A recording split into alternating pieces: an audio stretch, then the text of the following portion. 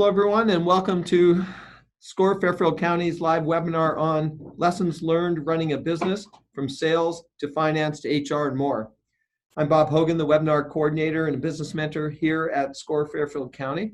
I'm going to be your host today, and our presenter today is Matt Krieger. More on Matt in just a minute, but first, a few brief words about SCORE. SCORE is a national organization. We're part of the Small Business Administration of the federal government. We have 11,000 volunteers across the country, and locally here in Fairfield County, we have over 130 volunteers with a wide range of industry, process, and subject matter expertise. And locally, we offer 3 primary value-added services to small business owners and those who are thinking about starting up a business. We offer one-on-one counseling that could either be face-to-face, by telephone, email, or video, and you can obtain a mentor by hitting the link that you see on the screen, or you can also go to our website, fairfieldcounty.score.com, and press the request a mentor link on our website. Second, we offer a wide range of educational workshops and webinars, about 150 a year, similar to the one we're having today. And lastly, we offer extensive resources on our website, including access to subject matter experts that you can have at your disposal. Our next webinar is going to be 2 weeks from today on Tuesday, December 19th at noon. The topic is your digital marketing checklist for building revenue in 2020 with Kate Berg as our presenter, and you can find more specifics of that on our website, fairfieldcounty.score.org. We have set aside time for Q&A at the end of Matt's presentation today. We're going to save about 10 minutes. So if you have a question, please use the chat window that's on the bottom of your screen, and use the chat feature, not the Q&A feature. We will end and respect your time and end promptly at 1 p.m. today. And lastly, the session is being recorded, and a link to the recording will be available on our website within the next 24 to 48 hours. It's now my pleasure to introduce our speaker, Matt Krieger. Matt Krieger is a technologist and executive with experience in IT, manufacturing, and publishing. He is a vice president of tech for Krieger and held senior IT leadership positions at Time and Reader's Digest.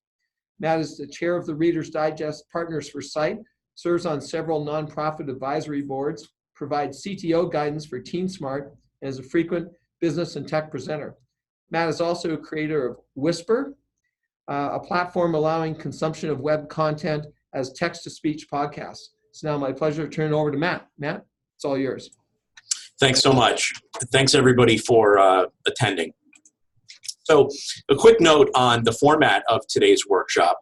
As you know from the title, we're going to cover various business case studies and lessons learned from many aspects of business. Each mini case study or scenario that we're going to cover is going essentially to state a behavior or a problem that we faced, state an outcome associated with that in general was negative, and then go on to state the lessons learned. Most of these are real, from real business cases, whether it's myself or clients or other people I've met. Some are made up. All are intended to be general enough to hopefully apply to everyone, and none should be taken literally. We encourage you to look at this and use it to stimulate your thinking. So let's hop in. The format of the presentation, I'm actually going to move fairly quickly through.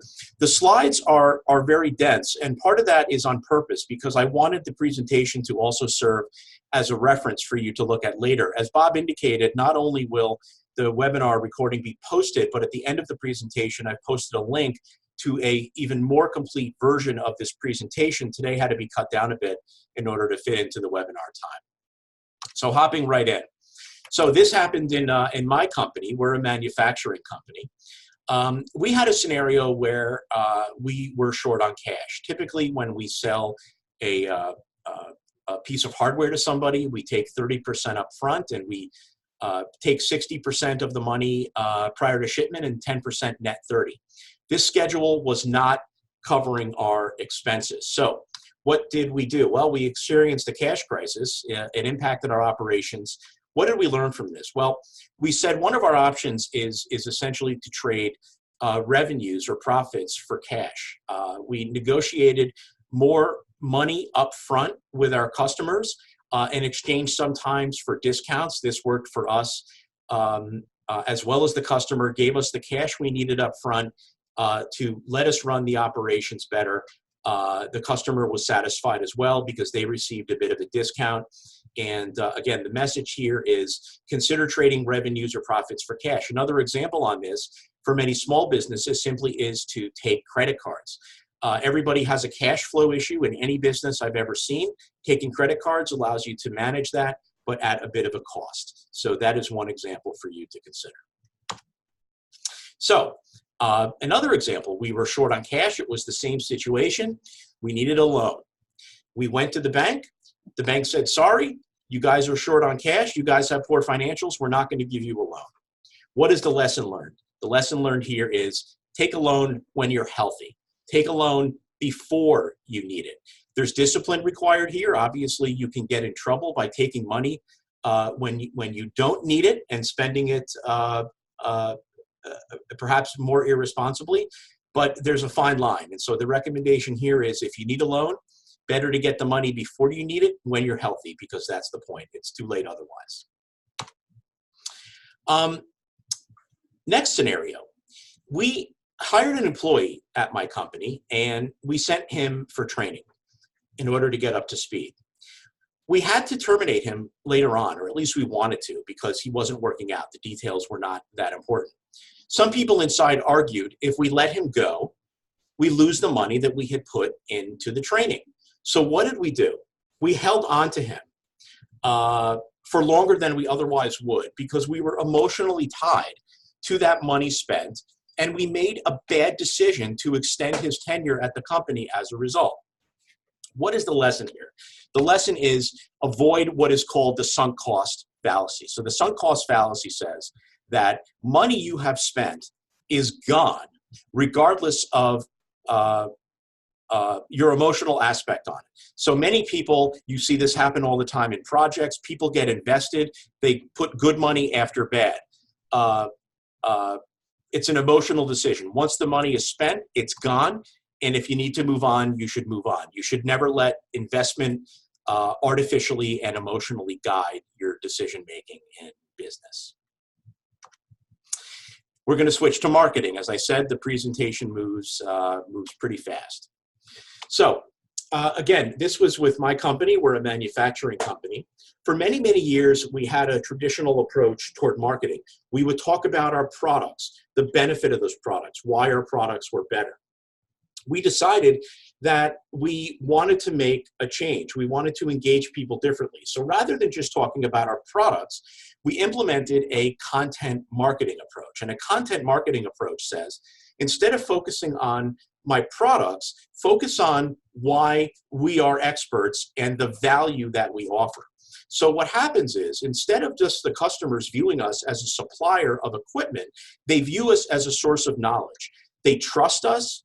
They see us as thought leaders, and as a result, we are in their minds first when it comes to purchasing our goods and services. So the nature of content marketing in any business is really to establish yourself as a thought leader and as a trusted set of knowledge to build trust with the customer around you, and then sales of your product will follow. So I was working as a store mentor with on a web business. They wanted to start an email newsletter. What the web company did was they took all of their existing email contacts they had gotten from anywhere, and they constructed an email list, and they marketed to those people. Well, many, many people opted out and marked the email as spam. Well, why do they do that? Because they never opted in the first place. The message here is always seek input. Always seek people demanding your content. Don't push it on them. Forcing content on people doesn't breed trust in them. I see today, you go into a website, you buy a product, you automatically get their newsletter. to me, that doesn't engender trust. I think the opt-out rates and the spam rates are enormous on those things. It takes a ton of work, but when you're trying to make an email marketing newsletter, let people opt in, perhaps even double opt in, and that will ensure that your list is very, very high quality. I would argue that it is much more powerful to have a small list of high quality, engaged opt-in leads than a very large list of people who do not want your content.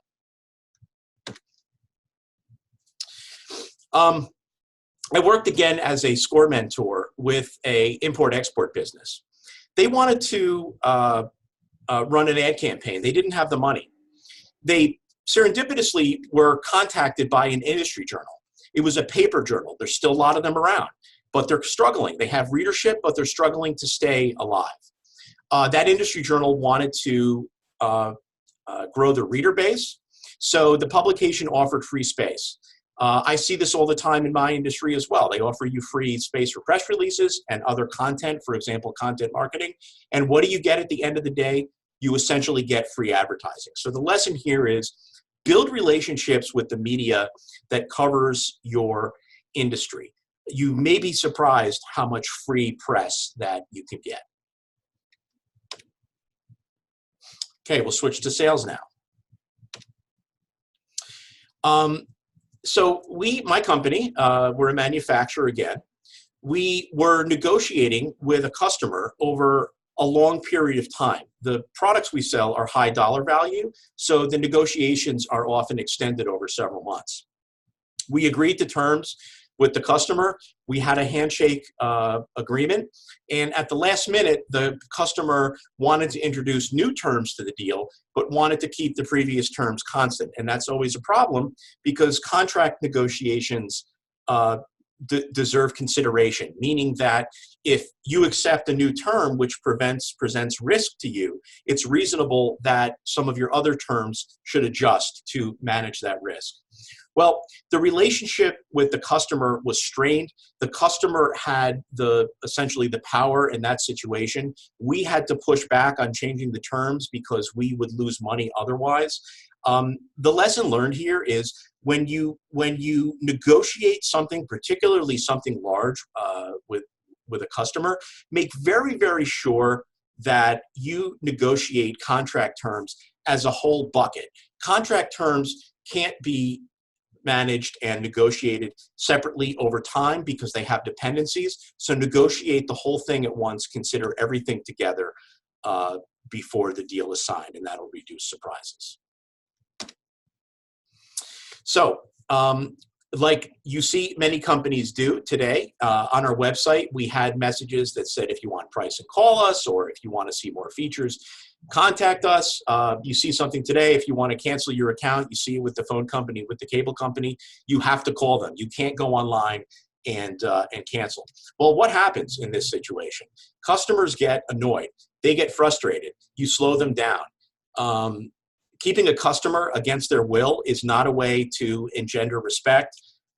What's the lesson learned here? The lesson learned is reduce friction during your engagement process, whether it's the sales, whether it's the buying process, whether it is the separation process. I think the market today demands that customers can do things easily. I would much rather have a customer who is able to leave me easily if they choose to, but have a good feeling about my company, than essentially keep that customer hostage because I am making it so difficult for them to leave that they give up. So the message here is reduce friction and give transparency to your customers. Make it easy for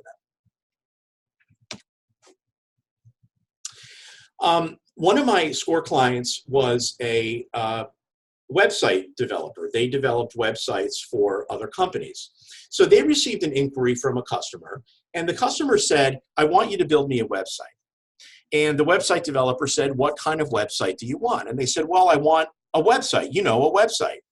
And as the conversation went on, it became apparent that the customer wasn't very knowledgeable about their requirement. They ended up needing e-commerce. They ended up needing a content marketing system. They ended up needing to accept web payments.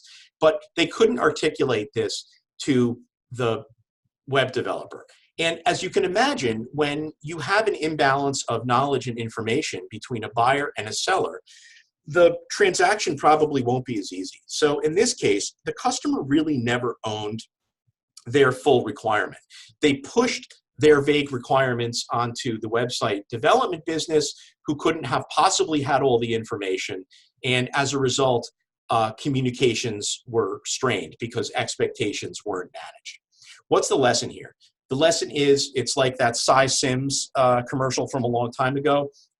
Educated customers are better. And by the way, there's a corollary to that. I strongly encourage everybody to help educate your customers as a formal part of the buying process. It will serve you very well. And I guess I said that here. The more you specifically educate them, the more trust that that customer will have in you, and the more loyalty will be as a result. So I hope that lesson is a good one. So there was a situation at a company I work with where a customer requested a quote for products. Some of the products on the quote were very high priced, and some were miscellaneous, lower cost services. Looking at the total sale opportunity, the company in this case decided to say, hey, we're going to price the normally higher margin, smaller products at a lower margin in order to make the total deal more appealing. So what happened in the end? Well, the customer said, okay, now I only want to purchase the smaller miscellaneous items. And in the end, the business was stuck with the low margins because they counted on the entire bill being sold, not just the low margin products. This has bitten me as well. The lesson learned here is understand that customers always want unbundled pricing. They always ask for line item pricing, and I understand that. But manage this situation by creating packaging pricing that is packaged based, meaning that you can state that the items on this quote assume the pricing of the items on this quote assume the purchase of an entire package. And if you are only interested in some of the package, then we may have to price that separately. That's something good to think about ahead of time. So an accounting firm I was working with had a customer who inquired about a service for them to provide. The accounting firm recognized that they were not the best one to do the job. The owner didn't want to give away business to a competitor. So what did they do? They took the job anyway. They didn't do a good job. The customer's time was wasted, and the goodwill was wasted. And I think the message here is sales are point in time, but relationships are long-term. And in this case, my recommendation would have been to refer the customer to a competitor if that competitor could have done a better job. Not only will you have built trust with the customer, but you will have built some trust and relationship with the competitor as well. And that serves everybody.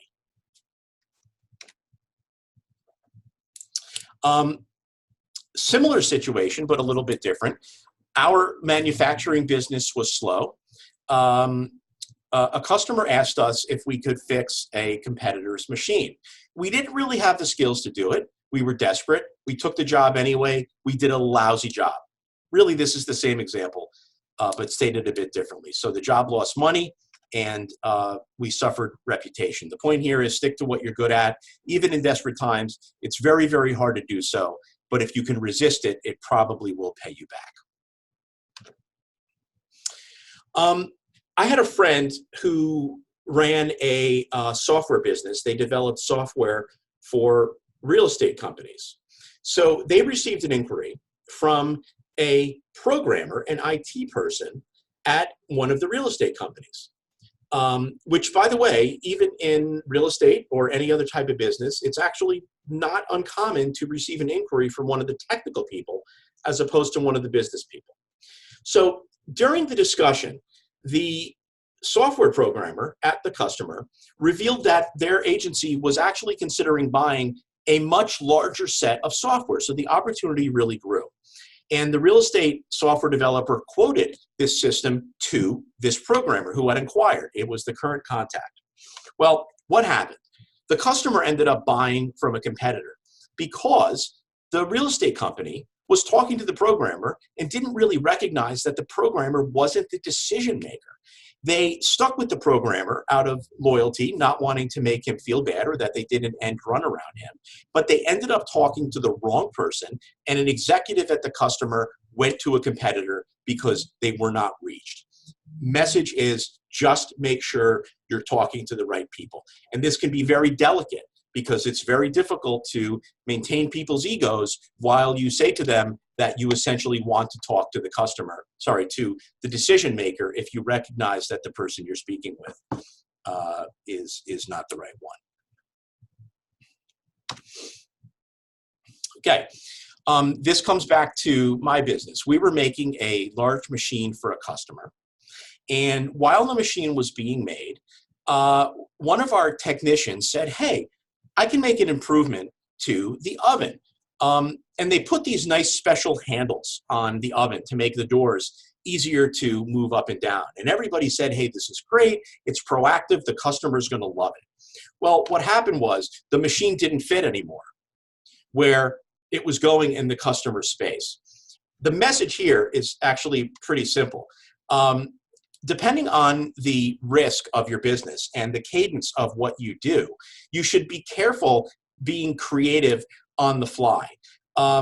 I would argue that if an airplane company, for example, is making jet engines, that a creative technician on the floor trying to improve something mid-production is not exactly a recipe for success. You have to make sure what your risk profile is and determine where you can accept improvements. We made the mistake of allowing what we called on-the-fly creativity because almost every change you have has a side effect. So that one bit us in the butt. I had a friend who ran a security software company. They cater to police departments and municipalities. They wanted to develop a new product for municipal customers, but they didn't have the funds. So what did they do? They identified a customer who was a good candidate for that product, and they proposed a cost-sharing arrangement. Essentially what happened was they developed the product using the customer's money. The product was developed. The customer got early access. They got a competitive advantage. They got trust built in the provider and future discounts. So both the software development company and the municipality who they partnered with benefited in the end from the cost share. And the lesson learned there is consider subsidizing your costs by partnering with your customers. You may need to seek creative examples in order to accomplish this, but I think that in the spirit of a customer having a competitive advantage versus their competition, you might find people are fairly open to this type of arrangement. Okay, now we're going to switch to the people side of things. So I knew an entrepreneur who started a software business. And they started the software business without really considering the culture, the workplace attitude, whether people would work locally or remote, what the risk tolerance was. All of those sort of corporate, philosophical, and social elements were things that they didn't consider. And in the end, while they had success growing, I think they grew a team of about 20 people over a year, multiple cultures emerged within the company. None of those cultures were aligned with the founder's philosophy. It doesn't matter what necessarily that philosophy was, but the point is, because they didn't consider culture up front, they didn't consider building culture intentionally, culture was built automatically by virtue of people's own behaviors. I think, and there's many examples in the industry of this, Zappos is one example. The founder of that company wrote a book on this. The beginnings of Netflix as well. Those founders were very, very, very intent at defining cultural elements and then hiring to match those elements as opposed to just letting culture happen.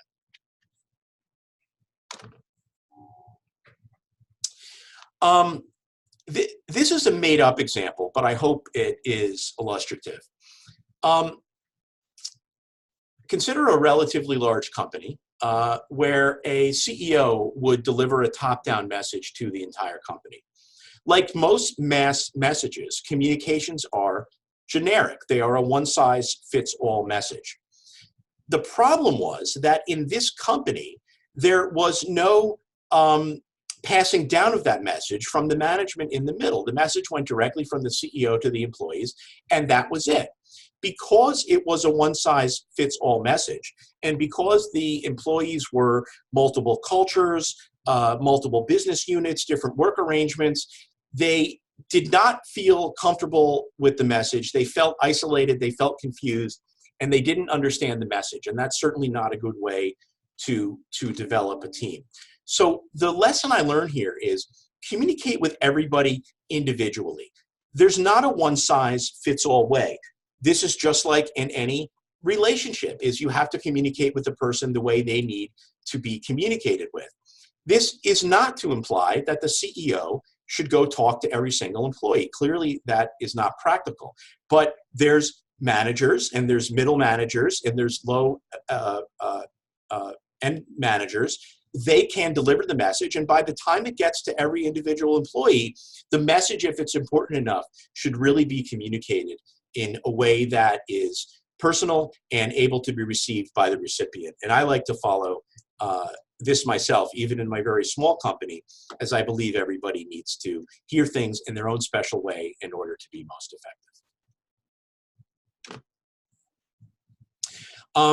I think we see this example all the time. You have a manager who needs to make a decision. The manager seeks input from the team. She adopts some of the advice. The situation goes south, and then she blames the advice from the team member as the reason for that happening. Well, what happens? You can imagine everybody suffers. People decided not to speak up in the future. The message here, I think, is obvious, but it bears repeating, is when you're the boss, solicit input from people, but you have to own the decision, not only immediately, but forever in the future. That's your job as a boss to do that. The second you blame a decision that doesn't go well on one of the people who contributed to it that you took advice from, you've suffered a rift in trust. I had a score client who was a wedding planner, and they lost their operations person, so they needed to hire quickly. They went to market. They found a candidate who checked all the boxes in terms of qualifications, but they needed to move fast, and they didn't consider alternatives. So what happened was, as you see often, the candidate didn't fit. Fit is very important. Sometimes you can meet the requirements in terms of the technical qualifications, but if cultural fit doesn't work, it won't be successful. That employee was terminated. The wedding planner wasted time. They wasted money. What is the lesson here? The lesson here is hire slowly, fire quickly. I'm certainly not the first one to say this, but don't let your urgency artificially drive your process so fast that you sacrifice important things like culture fit. By the way, the fire quickly thing is also very difficult. I'm sure everybody has seen situations where a bad employee is kept on for all kinds of bad reasons. And I think I have an upcoming slide that talks about that. I'm going to skip this one.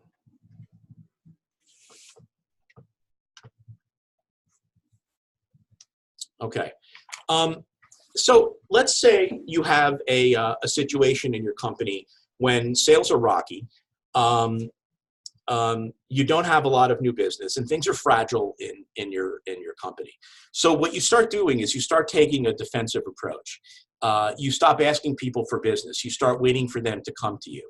You become ultra defensive by not sharing information without an NDA. You reduce your costs. You essentially, again, become very defensive in order to gain business because you're afraid to rock the boat in your difficult business climate. Well, the problem here is when the more defensively you behave, the more opportunity you lose. Look at it in terms of the stock market. The same thing generally applies. The more defensive you are, the more cautious you are, the more you limit your upside opportunity. So to me, the lesson here is to grow any business, you have to prioritize the creation of business opportunity over the avoidance of risk. Some people, and I think that's fundamental to running a business. A business is fundamentally a risky thing to do. Most businesses fail. If you find yourself constantly in the mentality of prioritizing risk avoidance over grabbing opportunity, you might want to question whether or not entrepreneurship is right for you, because I think fundamentally the opposite attitude is important. Switch to customer relationships. So there is a company today, it's a software company in New York. They're called Fog Creek Software. They made a number of software products. They offer a 90-day money-back policy if you're not satisfied. They don't even ask you why. They just say, okay, we're going to give you the money. But what they do is, in reality, they honor refunds that are asked for well after that money-back period. Well, why did they do that? They did that in order to build loyalty. They did that in order to reduce credit card chargeback fees. And because they were a software company, and to an extent, this is unique to software companies, but software companies typically have very high margins because the net cost of every additional copy of what they sell is almost zero. It's just bits on a wire. They were able to do this. So the lesson here is you should define policies in your company, but when you exercise them, you should exercise them in a common sense way. It's very frustrating when people adhere to policies with such rigidity that they kind of lose the theme of what the policy was about in the first place.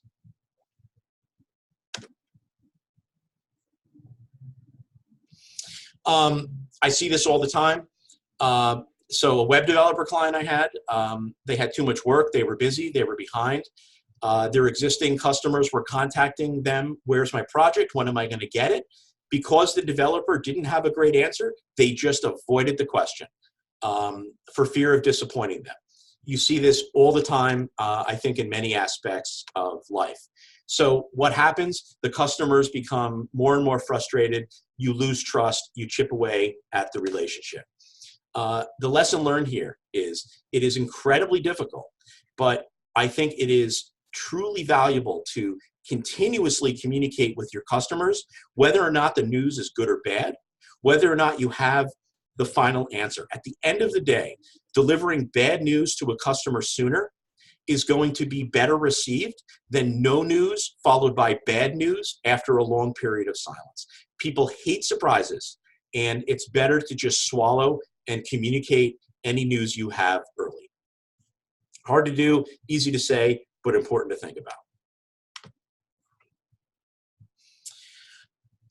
We had a situation in my business where we were desperate for business, and we had an opportunity with a customer. We really optimized to just make the transaction happen immediately, and happen with the most profitability.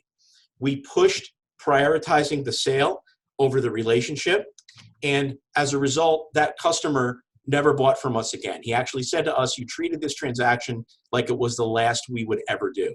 And that is very, very powerful, the way they stated that. I think I stated before that sales are something that happen in the short term, but relationships are in the long term. I would argue that if you are a company that sells to a customer multiple times over the life cycle of that customer, that it is better to risk losing a short-term sale in exchange for building that relationship over the long term.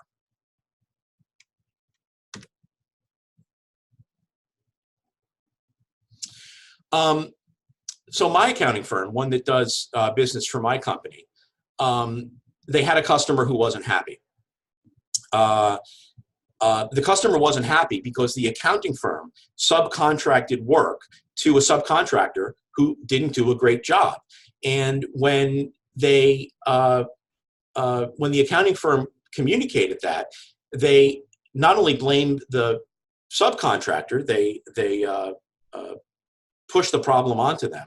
The customer insisted then to contact the subcontractor. The accounting firm blocked it, not wanting to create a direct connection and risk losing the business. Well, what happened was the customer never did business with that accounting firm again. The lesson learned there was try not to hold a customer captive. If you work with a subcontractor, with a vendor, consider that vendor part of the team.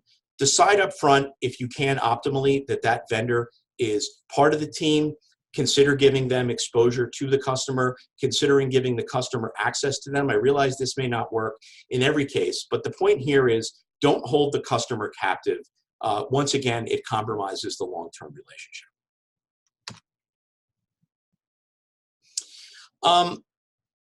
So everybody's had a situation where you call customer service at the credit card company, at the cable company, whoever it may be.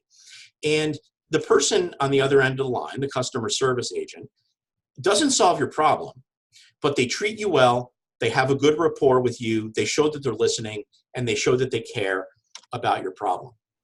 So remember, the problem wasn't solved, but what happens? Well, the relationship with the customer grew. It was built, trust was built, and the customer came back. And the message here is that customer service is not only a very powerful relationship builder, it's a very powerful sales builder. Customer service relationships and the contact you make with your customer during customer service engagements are so important that they may even be more important than solving the customer's problem, because what you're really buying is trust. And if you have the trust of a customer, whether or not you can solve their problem often will come secondary. So consider a great customer service experience as a way to leave the customer satisfied, independent of whether you can solve their individual problem. Okay, we're going to talk a few about operations here. A floral business that I knew required customer relationship management, tracking of orders, tracking of leads. And like many people, they defaulted to using a spreadsheet. They wanted to use Excel or Google Docs to do this tracking. But they realized that instead they could buy off-the-shelf software that does this work for them. And what they did in the end was, by buying software or by subscribing to software, you essentially buy a business process that's baked into the software for the cost of the software itself. So the message here is, consider software as a way to implement a business process automatically. It's very likely that the business challenge that your company is facing, in this example, customer relationship management or lead tracking, that problem has been solved before. There's no reason why you should reinvent the wheel and start making Excel spreadsheets to solve that problem. If you buy or rent software that implements that business process, you've done so at a very low cost with the industry best practices baked in over many, many years, again, at a relatively low cost. So consider software as a way to implement business process immediately. Okay, this is a general one. To run any business, particularly when the business is very small and maybe it's just you, or maybe it's you and a partner or two, you have to do everything. You have to market, you have to run operations, you have to ship, you have to collect, you have to do customer service, etc. In many companies, from small to large, those processes are tied to individuals, meaning you say, Mary is responsible for shipping, Tom is responsible for invoicing and collection. The problem there is that you've associated business processes with people as opposed to with the company. So when those people leave, these processes are undocumented, and you don't have repeatability when you bring in a new employee.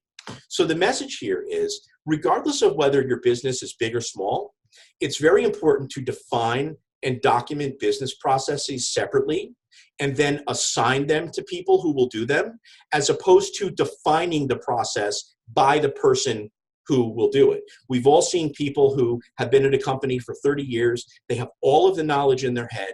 They leave the company and you are stuck. And the reason you are stuck is because you never took the time to institutionalize that knowledge into a business process and separate it away from the person who had it in their head. So I think the most important message here is create dependencies on functions and processes, not on people.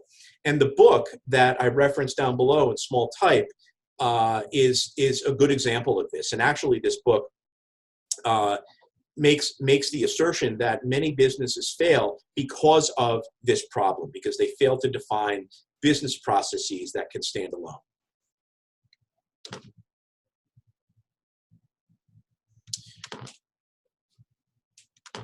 I'm going to skip that one and move to a technology slide. Again, very general advice here. So many of you run a small business today. I'm sure that much of your critical data is kept in free email or kept on computers in the office that are not necessarily backed up. This puts your business at risk because business interruptions do happen and data is, of course, the lifeblood of a business. So the lesson we learn here is when it comes to your critical data, understand that single backups are not enough. Have an on-site backup, have an off-site backup. Make sure everything is automated. Make sure that making backups and making your data redundant is not a manual function, but will happen despite that. Another big one is with so many people using the cloud, don't assume that data that's on the cloud is backed up.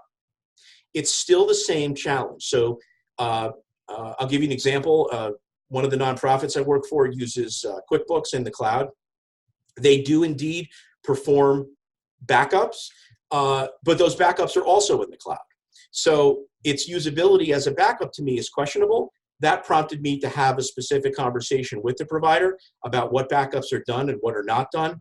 If I translate this down to simple services like low-cost email or Google Docs or a Dropbox, one of the pieces of advice I give is that if you're going to use free plans, recognize that you probably have a minimal amount of protection and support. Whereas if you're on paid plans, there's some obligation from the company to back up your data and to provide you some sort of service level agreement. So I encourage you to look at those things and ask those questions. That wraps it up today for my portion. We're going to take questions now in chat. If you're interested with any comments or questions, feel free to reach out. And as I said at the beginning, you can download a more complete version of this presentation at the link on the bottom of the screen.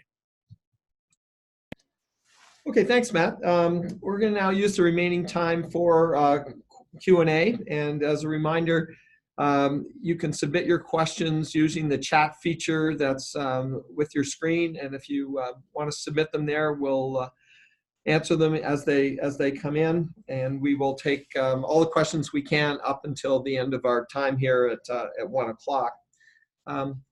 Now, just while we're maybe waiting for questions to come in, if I could ask you one, you had an example up there on about creating your culture, and I think with a lot of businesses, as you mentioned, working offline, it's important to kind of think about that up front. Are there any specifics you can share around that on what entrepreneurs starting can do to best commit to that culture? Examples of the elements that they should be most wary of, I guess. So one of the things I read a lot about today, and I can't refer to any specific examples, I suggest Google it, but with more and more companies having remote workers and distributed workers, the formation of a working environment and a culture that takes into account the fact that some workers will be in the office, some will be remote, some will be here, some will be in Europe. The definition of that work environment and culture must be closely considered. Again, don't just let it happen. Creating environments that allow for remote work is something that has to be done very, very intentionally in order to be successful. You see examples today in many big companies and even small companies, which primarily have a culture of people working in the office together, and then the company adopts a work from home policy. So what happens is the people who can adopt a work from home policy, they work from home, they feel better about things perhaps, but a culture disconnect evolves between those in the office and those remote. Whether it's a feeling of being involved, whether it's a sense of entitlement that maybe the in-office people feel about the off-site people, maybe it's the technology in terms of video conferencing and phone conferencing fails to consider everybody equal. You face all of those challenges. And so I think that that warrants a very, very carefully considered implementation. And there's lots written on tips and tricks and how to build these kind of cultures online. Great, thanks. I think that's helpful. Again, a reminder, if you do have questions for Matt, please submit them in the chat feature. Matt, your last point when we talked about backups and the use of the cloud and whatnot, maybe given that we've got a couple minutes, you can talk a little bit more about some of the details around potential solutions for backing up rather than just relying on the cloud. Sure. So many people today have their business really stored on their Windows or their Mac laptop. They work with local files, local spreadsheets, and so on. Very, very important to get a backup of those files. And I highly recommend any one of a number of monthly subscription-based backup services that you install on your computer for between $5 and $10 a month. These services will automatically, with no manual requirement from you whatsoever, back up the contents of that computer as they change. There are services called CrashPlan, crashplan.com. There's a service called Carbonite, carbonite.com. There's Backblaze, B-A-C-K, blaze like the fire. All of these services are aimed at providing continuous protection for your PCs and Macs. They back up your data to the cloud. They back up multiple versions of that, and they get that data off-site. I also recommend that people have additional on-site backups.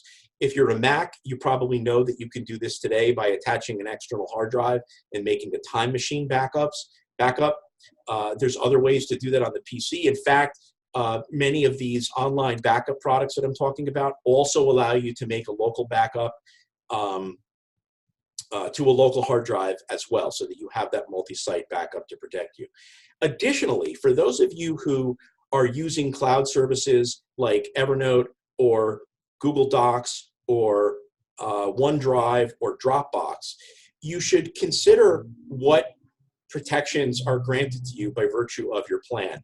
If you have a free plan, for example, and you are using Dropbox, you should know that you can only recover a past version of a file for 30 days. If you delete that file, or you corrupt that file, or you make a change to that file, after 30 days, you are stuck. And that's why I encourage people to make sure that you pay for the critical business services you need. Most of these services are available for $10 a month or less. And with those paid plans, you get a level of service and protection from the vendor. That's great, thanks. We don't have any other questions coming in right now. Are there, I know you skipped a couple of examples, or are there any that you might want to spend a bit more time on? I know you felt a little bit pressed for time, but we do have a few minutes here if you would like to go back to anything. Yeah, sure. There's one slide in particular that if we've got a few minutes, I'll go back and cover. Bear with me one sec as I navigate to the slide.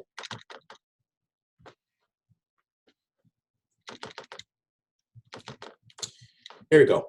So at my company, we have a documented vacation policy, but we found gaps in that policy when we had, as an example, winter storms. So what would happen is we'd have a winter storm, and when we decide to close the office because of the weather, a question becomes, well, what happens for an hourly worker? Does that hourly worker get paid?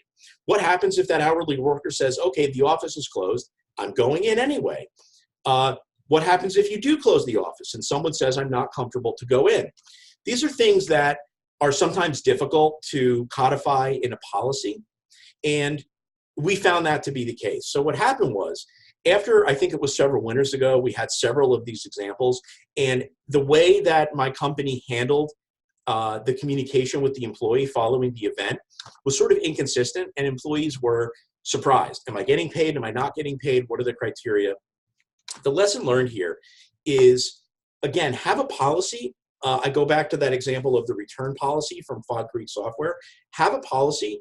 Let that policy guide your thinking, but your real decision-making, in my opinion, especially in small companies, could be based on your principles. So that is, rather than saying, what does my policy say to yourself, what kind of company do I want to be? So I decided, as an example, that I want to be the kind of company where an employee doesn't feel forced to risk their life in a snowstorm driving, because if they don't, they feel like they're not going to get paid.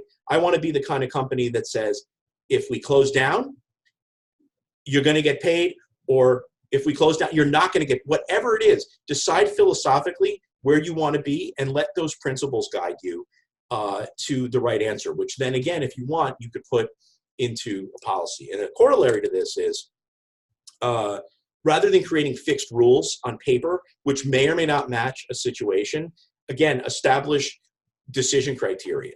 Meaning, again, what sort of message do I want to send? How do I want to build culture in my company? What sort of trust do I want to build? What are my costs and risks? All of those type of things. So I encourage some decision-making based on principles and philosophies rather than on rigid policies.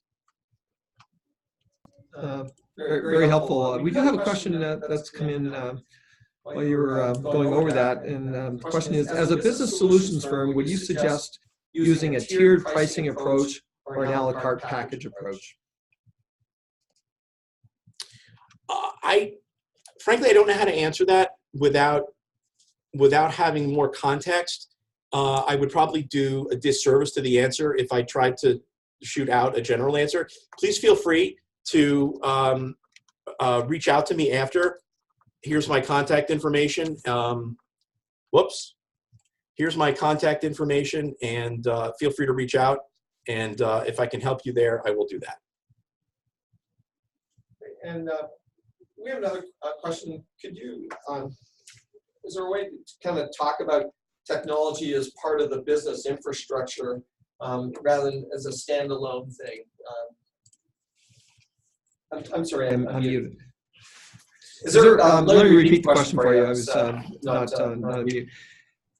Can you talk about technology as part of the overall business infrastructure rather than just a kind of a standalone item? Because I think it's technology pervades the entire business and goes to a lot of business continuity issues as opposed to just being standalone technology. Yeah, let me take a stab at that. I think today, almost every aspect of your business, regardless of what type of business you are, probably has a strong dependency on technology, specifically information technology.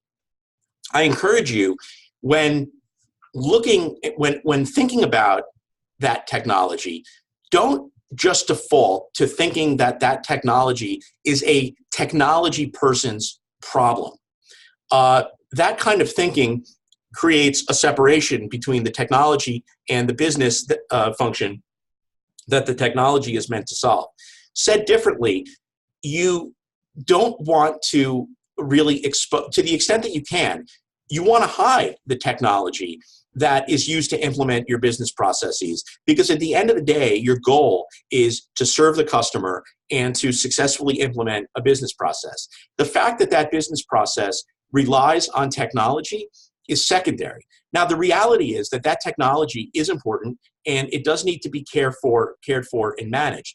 But I think the message here is, consider the business process as the key deliverable, with the technology being this silent thing in the background that helps that business process run, and consider that from a business point of view as opposed to exclusively from a technology point of view. Now, there is maybe one exception here, as this applies a lot to standard business support functions, finance, accounting, and so on. And that is that when you are actually a technology business and you are delivering technology as a product, well, in that case, you darn better well have a super strong focus on technology. It's when you may want a chief technology officer, someone who can really look at that technology and be strategic, because for your product or service, that technology needs to be out front. That's great. Well, it's a very, very comprehensive answer, and I think be very helpful to our attendees. I think as there are no more questions, I think we'll, that's all the questions we really are going to have time for. Just as a reminder, a recording of the webinar and the materials are going to be available on our website, fairfieldcounty.score.org, within the next 24 hours or so. And also, as Matt mentioned, you can also get a download from the link that he put up on the screen. Our next webinar is 2 weeks from today on December the 19th at noon. The topic is your digital marketing checklist for building revenue in 2020 with Kate Bird presenting. And again, just a reminder that SCORE does offer free counseling, and you can make yourself available to that by using the link on the screen or by going to our website. Lastly, if you could please fill in your evaluations that have been sent at the end of the webinar. They're very helpful to us on doing our future webinars. So on behalf of SCORE, I would like to thank all of you for attending our live webinar today, and in particular, closing a big thank you to Matt Krieger for presenting. So, and have a nice day, everyone. Thank you.